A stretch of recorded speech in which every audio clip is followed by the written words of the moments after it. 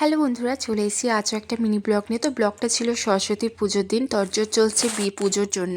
আমি দেখো পুজোর জন্য ফল কাটতে বসে পড়েছি, আর আমার ফল কাটা হয়ে গেছিলো, তাই ফলগুলো ভালো করে রেখে দিলাম জায়গায়। আম পাতা, জাম পাতা, বাসক পাতা সেগুলোও সাজিয়ে রেখে দিলাম। আর ঠাকুমা দেখো কত সুন্দর করে সাজিয়ে গুছিয়ে রেখেছে। চলে এসেছিলাম রান্নাঘরের দিকে। মা দেখি অলরেডি অনেকটাই রান্না করে ফেলেছে, সেজন্য হয়ে গেছিলো। আমি করছিলাম মশলা রেডি, আর মাছের টকের জন্য মশলা রেডি করছিলাম। বর আর আমি পুজো করতে বসে পড়েছিলাম। আমার বরমশাই দেখো কত সুন্দর করে পাঞ্জাবি পরে রেডি হয়ে গেছে। আমার অবস্থা দেখো, সত্যি বিয়ের পর জীবনটা মেয়েদের বদলে যায়। তাহলে ঘুম থেকে উঠে দেখি মা আবার সেজন্য বসিয়ে দিয়েছে। ঠাকুমার দিকে দেখি শার্ট পাততে বসেছে। আমাদের যেহেতু শার্ট পাততে হয়, তোমাদের কি এরকম শার্ট পাতার নিয়ম আছে? আমাকে একটু কমেন্ট করে জানাবে তো। সবার দিকে তো সমান নিয়ম থাকে না।